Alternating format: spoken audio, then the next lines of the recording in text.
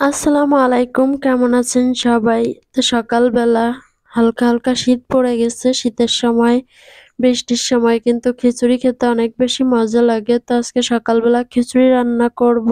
তার জন্য হলো এখানে চাল ডাল ভিজিয়ে রেখেছিলাম, সেটা পরিষ্কার করে ধুয়ে নিয়েছি। এখন এর ভেতরে সবকিছু দিয়ে এটাকে হাতে মেখে রান্না করব।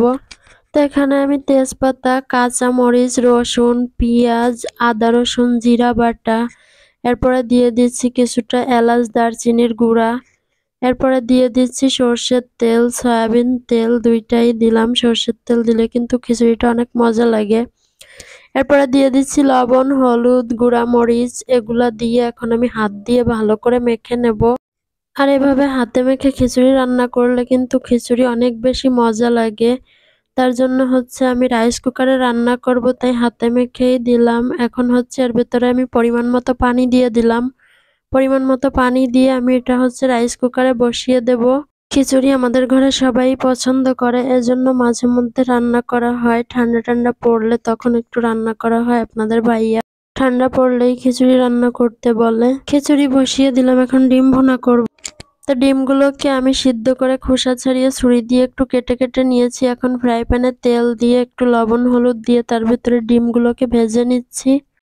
তো ডিমটাকে একটু ভেজে নিয়ে এখন হচ্ছে ডিমটাকে নামিয়ে ফেলবো। আর এখানে 3টা ডিম নিয়েছি। আমার মেয়ে হচ্ছে রান্না করা ডিম খায় না, ওর জন্য ডিম সিদ্ধ করে রেখেছি। আর এই 3টা ডিম রান্না করতেছি, আমরা মানুষ হচ্ছি 3 জন। তো মেয়েরটা সিদ্ধ করে রেখে দিয়েছি আর 3টা রান্না করতেছি। তো এখানে হচ্ছে ডিম ভেজে নেওয়া হয়ে গেছে। এখন এই তেলের ভেতরে আমি পেঁয়াজ কুচি দিয়ে দিলাম। পেঁয়াজটা একটু হালকা করে ভেজে নিয়ে এরপরে একে একে এর ভেতরে সব মশলাগুলো দিয়ে দিব। তো পেঁয়াজটা আমি নেড়েচেড়ে ভালো করে ভেজে নিচ্ছি।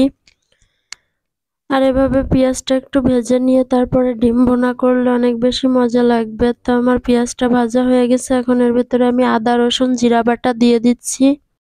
মশলাটা পরিমাণ মতো দিয়ে দিলাম। এবার দিয়ে দিচ্ছি লবণ, হলুদ, মরিচের গুঁড়া, এগুলা দিয়ে আবার একটু ভালো করে ভেজে নেব মশলাটা। তো মশলাটাকে ভালো করে কষিয়ে নিয়ে এখন হচ্ছে এর ভেতরে অল্প পরিমাণে একটু পানি দিয়ে দেব। আর পানিটা দেওয়ার পরে আমি আরো কিছুক্ষণ মশলাটাকে কষিয়ে নেব। যখন তেল ছেড়ে দিবে তখন হচ্ছে আমি এটার মধ্যে পরিমাণ মতো পানি দিয়ে দিব।